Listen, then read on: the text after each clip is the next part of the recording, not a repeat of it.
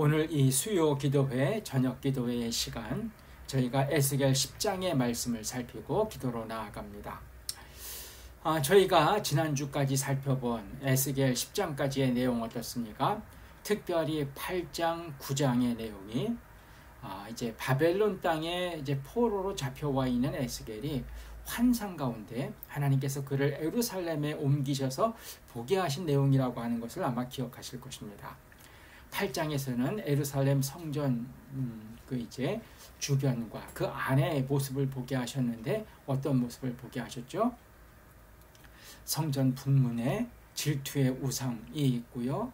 또 안에 들어가니까 담 안에서 이스라엘 장로 70명이 우상들, 그려진 벽 앞에서 우상들을 섬기고 있는 그런 모습. 여인들은 단무스를 향해서 애곡하고 또 제단 앞에서는 25명이나 되는 사람들이 하나님의 제단을 향하는 것이 아니라 하나님의 제단에는 등을 돌리고 동쪽 태양을 향해서 태양신을 섬기고 있는 그런 모습을 이제 하나님께서 에스겔에게 보게 하십니다. 이스라엘의 중심이 예루살렘이고요. 예루살렘의 중심이 성전이라고 할 수 있는데 그 성전에서 이런 일이 벌어지고 있는 것입니다. 하나님 외에 다른 신 섬기지 말라고 했고, 그 다음에 우상 만들지 말라고 하시고 섬기지 말라고 하신 것이 하나님이 주신 첫 번째 계명인데, 첫 번째, 두 번째 계명인데, 아니 하나님의 성전에다가 이거 우상들 만들어 놓고 우상들을 그리고 우상들을 섬기고 하나님의 성전에 들어와서는 이거 우상을 향해서 이렇게 경배하는 그런 일들이 있다고 하는 것입니다. 하나님께서 에스겔에게 보여주신 것이 정말 더 이상 이제 이스라엘 예루살렘이 성전이 이제는 하나님 앞에서 있을 수 없다고 하는 것을 이제 보여주신 것이죠. 그리고 이제 이어지는 9장, 지난주에 살펴본 내용 어떤 것이었습니까? 하나님께서 이제 성전부터 시작을 해서 그 다음에 이제 이 예루살렘 성읍을 하나님께서 치시는, 심판하시는 그런 모습을 보여주셨습니다. 가는 베옷을 입고 그 다음에 이제 서기관의 그 이제 먹을 허리에 찬 그 사람에게 이러한 예루살렘과 성전의 모습을 보면서 탄식하는 사람, 우는 사람에게는 표를 하게 하고 이마에 표를 하게 하고, 그래서 그 표를 한 사람 제외하고 나머지 사람들은 다 그냥 하나님의 성전에서부터 시작해서 하나님이 다 멸해버리시는 그런 이제 참혹하고 비참한 일들이 이제 있게 되어지는 것을 보게 하신 것이 이제 8장, 9장의 내용입니다. 저희가 이제 하나님을 섬겨 나가면서요, 구약에 이런 말씀들이 쭉 있다고 하는 게 무엇입니까? 우리 하나님 좋으신 하나님이신데요, 하나님 제대로 안 섬기고 또 하나님을 잘 섬겨야 하는 곳에서 하나님 앞에 바르게 서지 못하고 나가면 어떻게 된다는 것입니까? 좋으신 하나님이기 때문에 그런데도 오냐 하고 뭐 잘한다고 하고 그런 것은 아니라는 것입니다. 그 연세는 높으신 할아버지가 그냥 손주가 와서 앞에서 재롱을 떨면 그냥 무슨 짓을 해도 다 받아주시는 이제 그런 식으로 하나님 생각하면 안 된다고 하는 것이죠. 하나님께서 주시는 말씀이 있고, 근데 그 말씀을 어기고 특별히 어겨서 어느 선 이상 지나가면 그 다음엔 하나님께서 그것은 벌하신다. 이제 이게 성경이 우리에게 알려주시는 신앙생활과 관련된 중요한 내용 중에 하나인데요. 8장, 9장을 통해서 이제 그런 내용을 알려주셨습니다. 그리고 이제 그 앞의 내용만을 통해서도요, 하나님께서 어떤 말씀 주셨습니까? 이제는 더 이상 예루살렘 성전에 내가 있을 수 없다. 이렇게 이제 하나님 섬기는 모습에서 어긋나 버리면 있을 수 없다고 하시는 이제 그런 내용들이 나오는데요. 오늘 이제 10장의 내용에서 이제 하나님께서 성전에서부터 성전 문지방으로, 문지방에서 다시 동문으로 이렇게 옮겨가시는 모습이 나옵니다. 하나님의 영광이 예루살렘 성전을 떠나시는 것이죠. 그리고 이제 다음 주에 살펴볼 11장에 나아가면 이제 동쪽 산으로 가시죠. 아예 예루살렘 성전에서 벗어나서 하나님의 영광이 예루살렘 성전에 계시지 않는 것입니다. 이렇게 되면 어떻게 됩니까? 뭐 건물만 남는 거죠. 건물만 남으면 어떻게 됩니까? 아무것도 아니죠. 이렇게 움직이신 하나님의 영광이 언제 돌아오시게 되죠? 공교롭게도 저희가 오늘 새벽 기도회 때 스가랴 8장의 말씀을 통해서 그런 내용 살폈죠. 하나님께서 다리오 왕 제4년째 주신 그 말씀들을 통해서 뭐라 하십니까? 이제 성전이 막 재건되어지고 있는데 내가 그 재건되어지는 성전에 이제 다시 돌아와서 너희 가운데 함께 할 것이다. 이 말씀을 주시지 않습니까? 공교롭죠. 아침에는 돌아오실 것을 말씀 주시는 것이고요. 오늘 이제 저녁에는 떠나가는 하나님을 제가 이렇게 생각합니다. 뭘 생각해야 되겠습니까? 하나님이 그냥 우리가 어떻게 하든 간에 그 하나님은 그냥 우리가 어떻게 하든 하나님은 그냥 그대로 고정되어 계시는 분. 이런 식으로 신앙생활 생각하시면 절대로 안 된다는 것입니다. 제가 이제 극단적으로까지 그렇게 생각하시는 분은 거의 없으실 텐데요. 교회에서 신앙생활 하다 보면 조금 이렇게 비슷하게 생각하시는 분들이 좀 계시는 것 같습니다. 그래서 기도드리면 다 돼요. 또 어떻게 하면 다 돼요. 뭐가 부족해서 안 돼요. 그러니까 이제 그런 식으로 이제 막 생각하시는 경우가 있으신데요. 물론 이제 그 말씀들, 그러니까 우리가 더 열심히 나가야 된다는 이 말씀 충분히 이제 이해할 수 있고 인정할 수 있지만은요. 어쨌든 하나님께서 이렇게 떠나가시기도 하시고 돌아오시기도 하신다. 벌하기도 하시고 은혜도 베푸신다. 이게 살아계신 하나님이십니다. 이 부분을 생각해야겠죠. 그러니까 오늘은 새벽에는 돌아오시는 하나님에 대해서, 그러니까 이제 BC 한 518년경에 돌아오시는 하나님에 대해서 얘기를 하는데요. 지금은 어떻습니까? BC 593년부터 하나님의 선지자로서 움직인 그 에스겔을 통해서 이제 하나님의 영광이 예루살렘을 떠나는, 하나님께서 예루살렘을 떠나시는 이제 그런 모습을 이제 보게 하는 것을 제가 이제 볼 수 있습니다. 이런 내용들 제가 이제 어쨌든 하나님께서 떠나가시는 모습을 이제 오늘 이 10장에서 얘기하면서, 그러면서 이제 더해서 그렇게 하나님이 떠나가신다고 할 때 하나님께서 이게 하나님의 모습과 관련돼서 이제 그룹들의 모습, 바퀴의 모습 이제 보면서 그것들을 언급하는 내용들이 나오는데요. 이것은 에스겔 1장, 에스겔을 이제 하나님께서 부르시면서 보여주셨던 하나님 보좌와 생물들, 바퀴, 이제 이것과 연결되어지는 내용이라고 하는 것, 이제 그것을 제가 이제 생각하면서 먼저 이제 말씀을 드리고 본문에 들어갑니다. 먼저 1절부터 이제 8절을 보시면은요, 하나님께서 이 가는 베옷을 입은 어떤 그 사람에게 이제 명령을 내리시는데, 무슨 명령이냐 하면 그룹 밑에 있는 바퀴 사이에서 숯불을 두 손에 가득히 움켜가지고 성읍 위에 흩으라. 그러니까 숯불을 예루살렘 성읍에 흩으라고 하시는 것이죠. 이거 좋은 것입니까? 아닙니까? 이거 좋은 것 아니죠. 이거 재앙이죠. 불이 위에서 떨어지는 것이니까요. 하나님께서 이런 명령을 내리시고 그 명령을 이제 이 가는 베옷 입은 사람이 수행하는 일들을 이제 이야기하고요. 그러는 가운데 이런 말씀을 주시는 하나님께서 예루살렘 성전의 지성소에서부터 문지방으로 나오셔서 계신다. 문지방까지 움직이셨다. 성전 문지방까지 움직이셔서 이런 말씀을 주신다는 것을 알려주고, 그리고 이제 이렇게 명령을 받은 가는 베옷을 입은 사람이 그룹 밑에 있는 바퀴에 가서 그 숯불을 가져올 때 어떤 모습이 있었는지 이제 그 부분을 알려줍니다. 제가 이제 본문을 통해서 간단히 확인하면은요, 저희가 이제 1절에서 이렇게 얘기를 합니다. 이에 내가 보니 그룹들 머리잎이 궁창에 남보석 같은 것이 나타나는데 그들 위에 보좌의 형상이 있더라. 하나님의 보좌의 형상이라고 할 수 있죠. 1장에서도 이렇게 하면서 하나님의 그 영광을 이제 언급하는 그런 부분들이 있었습니다.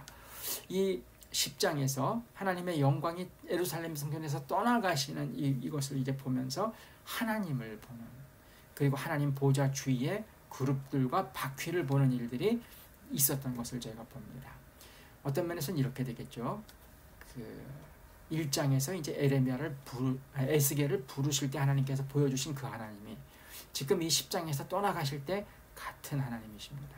그러니까 이제 정말 하나님이 예루살렘을 성전을 떠나가신다고 하는 것을 이야기해 주는 것이 되겠죠. 2절에서는 이제 가는 베옷을 입은 사람에게 주시는 명령입니다. 중반부터 보시면은요, 너는 그룹 밑에 있는 바퀴 사이로 들어가 그 속에서 숯불을 두 손에 가득히 움켜가지고 성읍에 흩으라. 이제 이 명령을 주시는 것이죠. 그리고 이제 3절, 4절을 보시면 그 사람이 그래서 그룹 밑에 있는 바퀴 사이에서 그 숯불을 받으려고 갈 때 하나님은 어디 계시느냐? 이제 보면은 이제 먼저 그룹들이 성전 오른쪽에 있고 구름이 안뜰에 가득한데 4절 하나님의 영광이 그룹에서 올라와 성전 문지방에 계신다. 지성소에 계셔야 할 하나님의 영광이 성전 문지방으로 나오신 것입니다. 그리고 어떻게 됩니까? 그러니까 구름이 이제 가득했다고 하는 것은 하나님의 어떤 그 임재하심과 관련되어지는 그런 부분이죠. 그러니까 하나님의 그 임재하심이 지금 성전 문지방에 계시니까요. 성전에 가득하고 또 어떻습니까? 4절 후반부에 보시면 여호와의 영화로운 광채가 뜰 안에 가득했다. 성전 안뜰 안에 가득했다. 이렇게 이제 얘기할 수 있을 것입니다. 이곳은 어떤 곳입니까? 굉장히 영화롭고 굉장히 보배로운 경험이죠. 근데 지금 문제는 무엇입니까?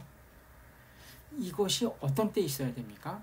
하나님이 성전에 임하시면서 있어야 되죠. 솔로몬이 성전을 짓고 그 성전을 하나님 앞에 봉헌할 때 하나님께서 임하시는 가운데 이런 일들이 있는 것이죠. 또 모세가 성막을 짓고 성막을 하나님 앞에서 이제 하나님께서 하라고 하시는 대로 다 했을 때 성막에 하나님이 임재하실 때 이런 일이 있는 것이죠. 이거는 복된 것이어야 됩니다. 복된 이것을 보면 성전에 이제 하나님이 임재하시고 성막에 임하시는구나. 하나님이 우리와 함께 임하시는구나. 그러면서 기뻐하고 안심하고 평안을 누려야 되는 이제 그런 모습이 이제 이런 모습인데요.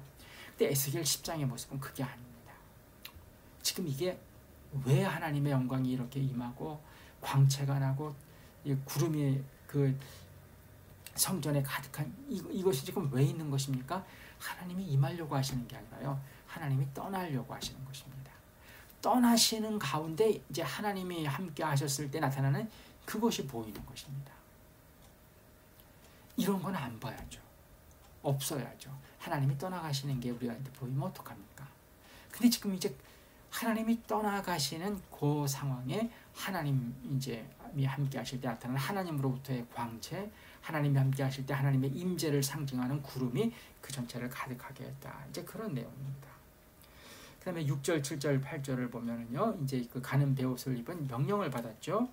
그래서 이제 6절을 보시면 바퀴 사이 곧 그룹들 사이에서 불을 가져가라 하셨으므로 바퀴 옆에 딱 섰더니 어떤 일이 있습니까? 7절에 그 그룹들 사이에서 손을 내밀어서 그 그룹들 사이에서 있는 불을 집어 가는 베옷을 입은 자의 손에 주매 그가 받아가지고 갔다 이렇게 얘기했습니다.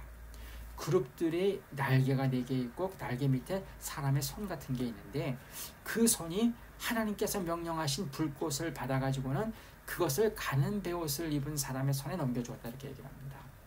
저희가 오늘 10장의 제일 마지막 부분에 보면 뭐라고 얘기를 합니까?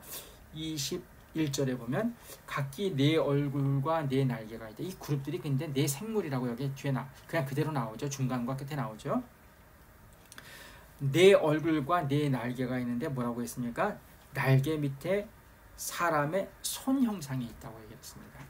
1장에 살펴보시면 4 생물을 얘기할 때도 날개 밑에 사람의 손 모양 같은 것이 있는데 그 손이 하나님께서 명령하신 불꽃을 받아가지고 그것을 지금 이제 가는 베옷을 입은 그 사람에게 전달해줬다.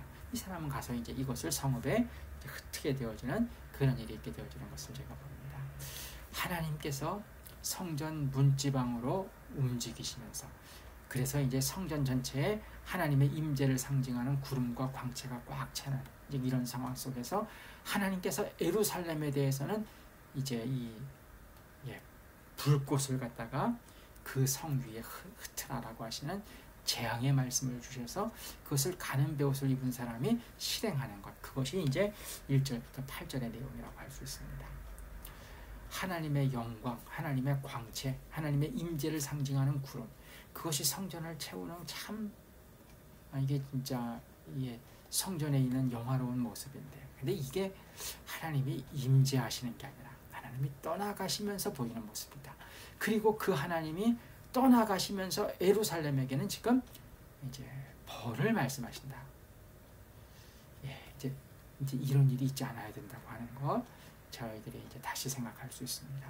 하나님의 영광 이걸 딱 보는 건 참 좋은데요. 이 떠나가시는 것이고 벌을 내리시는 것입니다. 저희가 이런 거 생각하면 어떻습니까?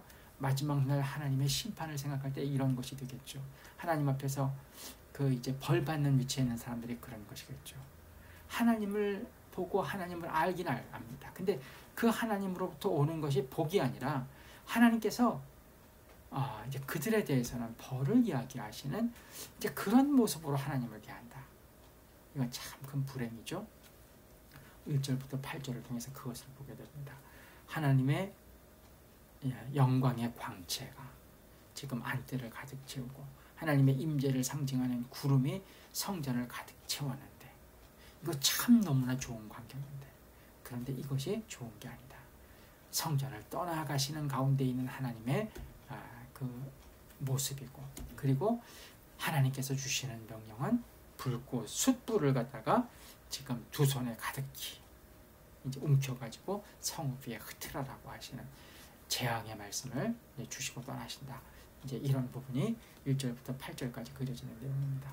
이런 일 없도록 저희가 경각심 가지고 나가야 되겠죠. 다음에 이제 9절부터 17절을 보면요. 이건 1장에서 본 내용들의 어떤 면에서는 다시 이제 반복이라고도 볼 수 있는 그런 부분인데요.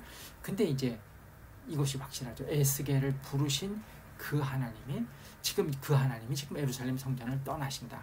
이제 이렇게 저희가 볼 수 있는 이제 에스겔이 본 먼저는 바퀴를 얘기하고요. 다음엔 그룹을 얘기하고 바퀴와 그룹이 어떻게 움직이는지에 대해서 얘기를 합니다. 이것은 저희가 1장에서 본 생물과 바퀴와의 관계와 거의 같습니다. 그리고 이제 오늘 본문들 이제 보다 보면 뭐라고 합니까? 15절에도 보면 그룹들이 올라가니 그들은 내가 그발 강가에서 보던 생물이라. 1장의 생물이 지금 이제 10장에서는 그룹과 생물이 같다고 하는 이야기를 합니다. 또 저희가 20절에도 그렇죠. 그것은 내가 그발 강가에서 보던 이스라엘 하나님 아래에 있던 생물이라. 그들이 그룹인 줄 내가 아니라. 그러니까 두 번이나 지금 이제 이 10장에서 얘기하는 그룹이 1장에서 얘기한 생물과 같다고 합니다. 그러니까 이제 그 부분 본 것을 9절부터 17절까지 얘기합니다. 13절까지 보면 이제 바퀴에 대해서 얘기를 하는데요. 그룹 밑에 바퀴가 있었죠. 그룹들 밑에 일단 9절 네 바퀴가 있었다. 그 다음에 10절 그 다음에 그 모양은 넷이 꼭 같은데 마치 바퀴 안에 바퀴가 있는 것과 같았다. 그리고 12절 보시면 네 그룹의 바퀴의 둘레 바퀴에는 눈이 가득했다. 이런 것들이 다 이제 1장에서도 바퀴에 대해서 얘기하는 것 아닙니까? 그룹들 밑에 바퀴가 있는데 그 바퀴는 바퀴 안에 바퀴가 있는 것과 같은 그런 모습으로 네 개가 다 같았다. 그리고 뭐 이제 11절 같은 경우에는 그것들이 나아갈 때 몸을 돌리지 않고 그 다음에 이제 머리가 향한 곳으로 쭉 나아갔다. 앞으로 가고 뒤로 가지 않았다는 것이죠. 그렇게 가고 그 다음에 이 바퀴들의 둘레에는 눈이 가득했다. 1장에서 본 바퀴와 같은 어떤 그 바퀴였음을 이제 이야기하는 것이 나옵니다. 그 다음에 14절부터 17절은 이제 그룹에 대한 모습인데요. 그룹에 대해서는 이렇게 얘기를 합니다. 그룹들이 이제 얼굴에 각기 내면이 있는데 얼굴이 이제 사방에서 보면 다 다른데 첫째 면은 그룹의 얼굴이고 둘째 면은 사람의 얼굴이고 셋째는 사자의 얼굴이고 넷째는 독수리 얼굴이다 이렇게 얘기를 합니다. 이게 이제 생물이라고 했는데요. 1장에서는 생물에 대해서 얘기를 하면서 사람, 사자, 독수리 그리고 하나는 소라고 했죠. 여기서는 지금 이제 그룹의 얼굴이다 이렇게 얘기했습니다. 그러나 어쨌든 이 그룹과 생물이 같다. 왜 하나는 소라고 했고 왜 그룹이라고 했는지 뭐 그 부분에 대해서는 저희가 정확히 어떤 설명이 있는 것을 제가 보지 못했지만요. 뭐 그룹들 네 생물 여기 같다고 합니다. 어쨌든 얼굴에 이렇게 네 얼굴이 있고요. 15절을 통해서는 그룹들이 올라가는데 그 그룹들이 그발 강가에서 보던 생물이다. 그리고 16절 17절을 통해서 뭐라고 합니까? 그룹과 바퀴들이 한 쌍으로 움직인다고 얘기를 하죠. 그룹들이 나아갈 때 바퀴도 그 곁에서 나아가고 그룹들이 날개를 들고 땅에서 올라가려고 할 때 바퀴들도 그 곁에서 떠나지 않고 올라간다 이렇게 얘기를 합니다. 그들이 서면, 그룹이 서면 이들 바퀴도 서고 그들이 올라가면 이들도 올라간다. 그러니까 이 생물과 바퀴, 그룹과 바퀴가 한 쌍으로 움직인다. 그리고 그 위에 이제 하나님의 보좌, 영광의 보좌, 하나님이 계신다. 이제 이렇게 이제 저희가 이제 볼 수 있는 그 밑에 그룹과 바퀴에 대해서 얘기를 했습니다. 그리고 이제 마지막 부분 18절부터 22절을 보시면요, 이제 이 중간 부분을 통해서는 지금 1장에서 에스겔을 그발 강가에서 부르셔서 하나님의 제자로, 하나님의 선지자로 삼으셨던 그 하나님, 그때 하나님을 이제 보여주셨는데, 그때 그를 부르신 그 하나님이 지금 이제 예루살렘 성전에서 떠나가신다고 하는 것을 이제 이렇게 이제 중간 부분을 통해서 그룹과 바퀴가 같다고 하는 것, 1장의 생물과 그룹 바퀴하고 같다고 하는 것을 통해서 알려주시고요. 마지막 부분은 무슨 이야기를 하시느냐? 이제 이 본 그룹에 대한 이야기가 또 들어가지만 중요한 것은 이거죠. 이제 18절 보시면 여호와의 영광이 다시 성전 문지방을 떠나서는 어디에 머무르십니까? 그룹들 위에 머무르시는데, 근데 이 그룹이 어떻게 됩니까? 그 다음에 이제 그룹의 움직임을 얘기하는데, 그룹의 움직임이 이게 무엇입니까? 그룹 위에 지금 하나님이 계시는데요, 하나님의 영광이 계시는데요, 그룹이 움직였다고 하면 하나님의 영광도 움직이신 것 아닙니까? 19절을 통해서 뭐라고 합니까? 그룹들이 날개를 들고 내 눈앞에 땅에서 올라가는데 그들이 나갈 때에 바퀴도 그 곁에서 함께 하더라. 그들이 여호와의 전으로 들어가는 동문에 머물고 이스라엘 하나님의 영광이 그 위에 덮여더라. 성전의 문지방까지 나오셨던 하나님이 지금은 어디까지 가신 것입니까? 성전의 동쪽 문, 동문 위까지 가신 것입니다. 성전에 하나님이 계셔야 하는 중심이라고 할 수 있는 그 지성소에서부터 성전 문지방으로 나오시더니 그 다음에는 동문, 동문은 지나가면 어떻게 됩니까? 그럼 성전이 아니죠. 예루살렘 일반 땅과 그 다음에 이제 예루살렘 성전을 구분하는 동쪽에 있는 문이 동문인데, 뭐 동문으로는 왕이 출입하고 뭐 그런 어떤 특별한 어떤 것들이 있던 것을 저희가 알죠. 근데 하나님의 영광이 지금 지성소에서 성전 문지방으로 나오고 성전 문으로 나오고 그러시더니 이제 동문까지 나아가시는 것입니다. 중심에서 벗어나서 예루살렘 성전을 떠나가시는 것이죠. 그리고 저희가 이제 11장 저희가 보시다 보면 11장 마지막 부분 22절부터 이제 25절까지 내용을 이렇게 쭉 보면 하나님의 영광이 이제는 동쪽 산으로 이렇게 옮겨가시는, 예루살렘 성전을 떠나가시는 그 하나님의 영광을 저희들이 보게 되어집니다. 오늘 본문으로 다시 돌아오면요, 18절 19절을 통해서 성전 문지방에서 그룹 위에 계시던 하나님의 영광이 동문으로 옮겼음을 이야기하고, 그러면서 20절, 21절, 22절을 통해서 뭐라고 합니까? 지금 자기가 보고 있는 이 그룹, 그 밑에는 바퀴가 있는데 이 그룹은 뭐라고 합니까? 20절에서 다시 한번 자기가 그발 강가에서 보았던 하나님 아래에 있던 네 생물이다. 그러니까 네 생물과 1장의 네 생물과 오늘 지금 10장의 이 그룹이 같다 이야기를 하죠. 그리고 21절 각기 네 얼굴과 네 날개가 있고, 지금 이제 얼굴이 사면으로 뭐 사람, 그룹, 그 다음에 뭐 사자, 독수리, 그렇죠. 네 얼굴이 있고 날개가 네 개가 있고 날개 밑에는 사람의 손의 형상이 있더라. 생물도 그랬거든요. 근데 이 사람의 손의 형상이 안에서 이제 숯불을 이제 그 가는 벼옷을 입은 사람에게 주고 그가 이제 그것을 흩트는 일들이 있었는데 그것을 했던 사람의 손의 형상이 있었다. 22절 그 얼굴의 형상은 내가 그발 강가에서 보던 얼굴이며 그 모양과 그 몸도 그러하며 각기 곧게 앞으로 가더라. 이런 말을 통해서 그발 강가에서 에스겔을 부르실 때 하나님께서 이제 보여주셨던 그 생물과 바퀴 그리고 하나님의 보좌의 형상 에스겔이 딱 기억하고 있는데 지금 같은 그 이제 그룹 생물들 그리고 바퀴 그리고 하나님의 그 이제 그 하나님과 그 이제 밑에 있는 그룹과 그 바퀴가 이제 예루살렘 성전에서부터 이제 문지방 그다음에 이제 동문으로 이렇게 벗어나신다. 이제 이것을 이제 보여주는 것이 오늘 본문입니다. 앞에서부터 계속 이렇게 말씀드리지만은요, 이런 일은 있어서 안 됩니다. 저희가 사실은 이런 일이 있어서는 안 된다는 말씀을 드리지만, 근데 이제 있을 수밖에 없는 일들은 있죠. 왜 그렇습니까?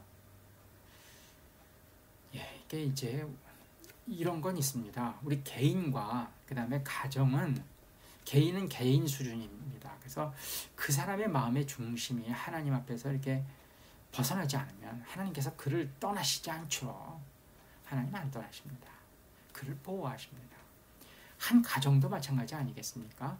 가정도 그렇습니다. 그러니까 가정까지 그렇게 할 수 있습니다.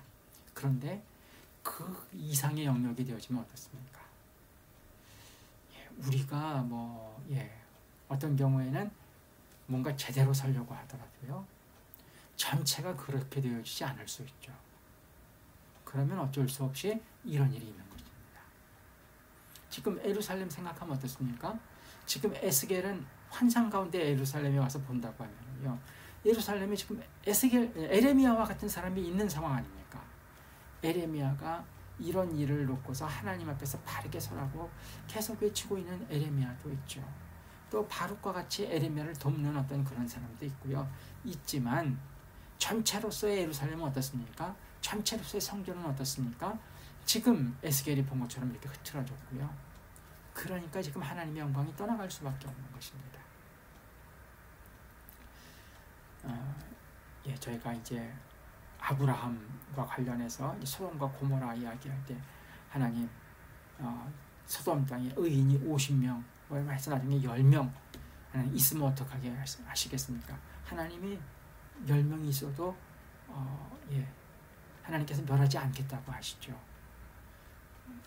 그런데 하나님께서 어쨌든 그렇게 하나님께서 은혜와 긍휼과 자비로 함께 하시는 하나님이시지만요, 그것도 안 되면 어떻게 됩니까? 저희가 에레미야서를 읽다 보면 에레미야한테 이런 말씀을 하시죠. 예루살렘 그 거리를 다니면서 하나님 앞에 바르게 선 의인이 있으면 한번 데리고 와봐. 한 명만 있어도 내가, 이제 이런 말씀을 하시는 경우도 있습니다. 그러니까 이제 그렇다 보니까요, 개인과 가정 떠나서 어떤 이제 공적인 영역으로 가면요, 교회도 마찬가지고요, 회사도 마찬가지고요, 어떤 모임들도 마찬가지입니다. 그 안에 바르게 서려고 하는 노력을 할 수 있어도 전체 분위기가 잘못 가거나 전체가 이렇게 뭔가 잘못 갈 수 있지 않습니까? 그럼 어떻게 되는 것입니까? 하나님이 함께 하실 수 없고요. 하나님 떠나가시고요. 그러면 그 다음에 그 모임은 어떻게 되는 것입니까? 하나님 없는, 하나님께서 함께 하시지 않는 모임이 될 것이고요. 그러면 그럼 어려워진다는 것을 제가 생각할 수 있습니다. 그게 성경이 알려주는 내용입니다. 오늘 본문이 그런 것 알려줍니다. 근데 이제 어떻게 해야 됩니까? 저희가 무너지는 것은 무너지는 것대로 어떤 경우에는 둘 수밖에 없죠. 근데 그것도 이제 하나님께 저희가 기도드리면서 나아가지만요. 근데 이제 하나님께서 또 구분하실 건 구분하시니까요. 그리고 또 하나님께서 하나님의 일 되어주기를 원하시는 모습이 있으니까요. 제가 이제 그런 가운데서 하나님 어떤 것들이 무너지는 것은 그건 어쩔 수 없을 수 있습니다. 우리 안에 있었던 일들, 우리 안에 구성되어 있던 사람들의 모습들, 또 그들에게서 나타나는 여러 가지들, 이런 것과 하나님께서 원하시는 것, 하나님께서 원하시는 것 계속 저희가 에스겔서에서도 보고 천지서 새벽기도도 계속 보죠. 하나님 뭐 원하십니까? 진실한 재판 이런 거 다 공의, 정의, 옳은 것 요구하시죠. 그리고 인내, 긍휼 이런 것들 요구하시고요. 서로 해하지 않는 것들, 거짓 맹세하지 않는 것, 거짓말하지 않는 것들, 하나님께서 원하시는 것들이 있습니다. 근데 그런 것들이 없으면요, 이제 그러면 이제 그럼 하나님이 거기 함께 하시지 않습니다.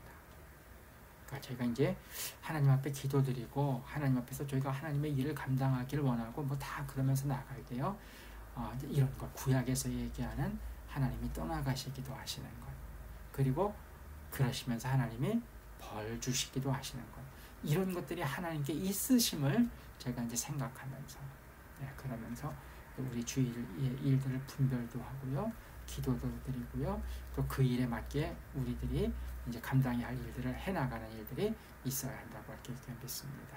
그러니까 저희가 뭐 내가 가면 어디든 다 잘 돼, 교만하기 그지 없죠. 그런 게 어디 있습니까? 그런 것 없습니다. 나는 뭐 이건 하나님 앞에서 할 얘기가 아니고요.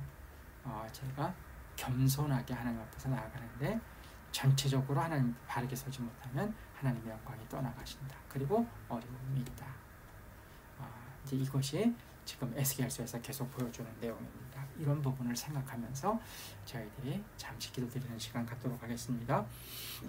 첫 번째로는요, 하나님의 영광이 떠나지 않는 우리 개인이 되게 하시고, 우리 가정이 되게 하시고, 우리 교회가 되게 하시고, 우리가 하는 일이 되게 해주십시오. 이런 기도의 제목으로 저희들이 함께 기도드리겠습니다.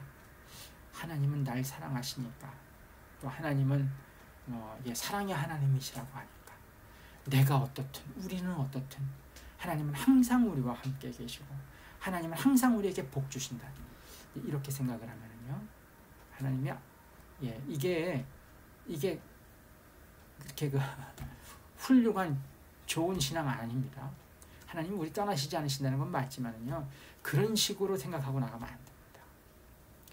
그러니까 이제 하나님이 우리와 함께 하시면서도 벌하실 수 있으시거든요. 안타까운 모습으로 보면서 너 왜 그러냐 하면서 이제 징계의 회초리를 드실 수 있는데, 그렇게 되어가는 것입니다. 하나님의 영광이 떠나지 않는 개인, 가정, 교회, 우리의 일터가 되게 해주십시오. 첫 번째 기도 제목입니다. 함께 기도 드리겠습니다.